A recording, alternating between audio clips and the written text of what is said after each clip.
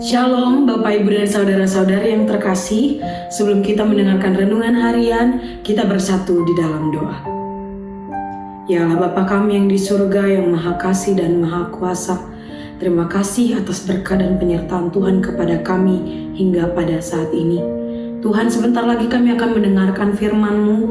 Berkati hati dan pikiran kami, sucikan dan kuduskan, agar firman-Mu boleh hidup dan berbuah di dalam kehidupan kami sehari-hari. Berbicaralah Engkau Tuhan, kami siap untuk mendengarkan. Hanya melalui Yesus Kristus, Juru Selamat kami yang hidup, kami berdoa dan bersyukur kepada-Mu. Amin.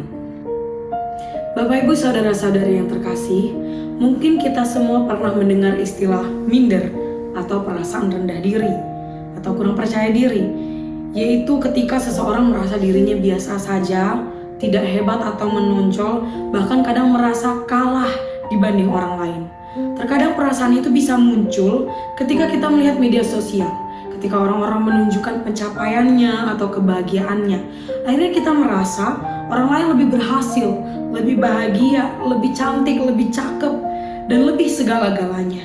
Kemudian kita pun mulai mempertanyakan nilai diri kita sendiri. Ya memangnya saya ini siapa ya?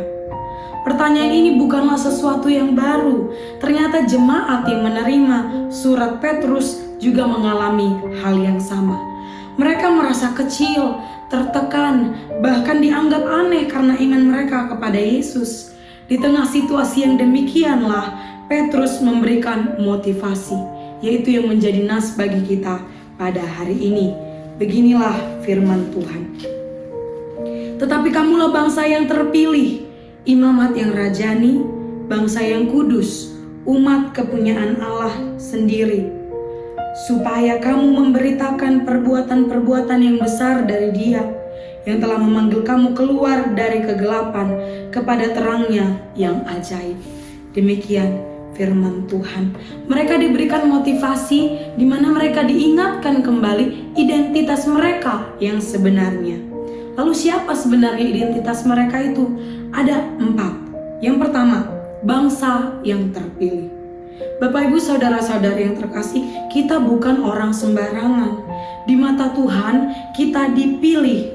Bukan karena kita hebat atau karena kita ini orang-orang yang terbaik, tetapi karena kasih karunia Tuhan.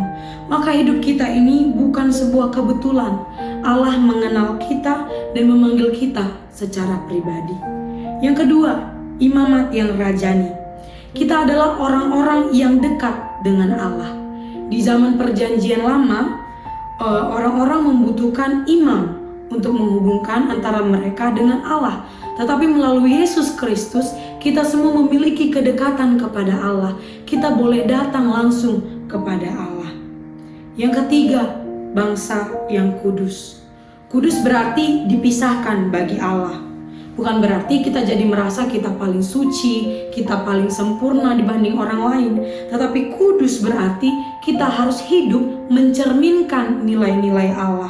Berbeda dari cara hidup dunia ini yang penuh dengan kebencian, egoisme, dan juga dosa. Dan yang keempat, umat kepunyaan Allah sendiri. Bapak Ibu yang terkasih, kita ini bukan orang asing di hadapan Allah. Kita miliknya yang berharga. Maka sekalipun dunia ini membenci, menolak, atau meninggalkan kita, kita ini tetap milik Allah. Inilah identitas kita sebagai orang-orang yang percaya. Lalu apa ketika kita sudah tahu identitas kita? Dilanjutkan dalam ayat ini dikatakan supaya kita memberitakan perbuatan-perbuatan yang besar dari Dia.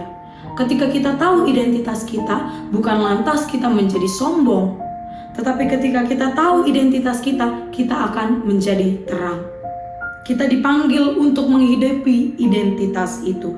Bukan hanya lewat perkataan, tetapi lewat sikap, lewat cara kita mengasihi, mengampuni, dan setiap perbuatan kita dalam kehidupan sehari-hari.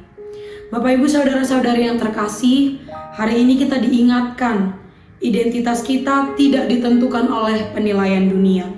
Dunia mungkin menilai seseorang dari prestasi, pencapaian, atau penampilan, tapi Allah melihat kita sebagai orang-orang yang dipilihnya. Ketika kita menyadari identitas kita, maka kita akan hidup dengan tujuan yang benar. Bukan lagi mengikuti arus dunia, melainkan hidup dalam kekudusan dan menjadi terang bagi lingkungan sekitar kita. Dengan demikian maka hidup kita menjadi sebuah kesaksian yang membawa banyak orang semakin mengenal Allah lebih dekat. Amin. Kita berdoa. Bapa kami yang di surga, terima kasih atas firman-Mu yang telah menyapa kami pada hari ini.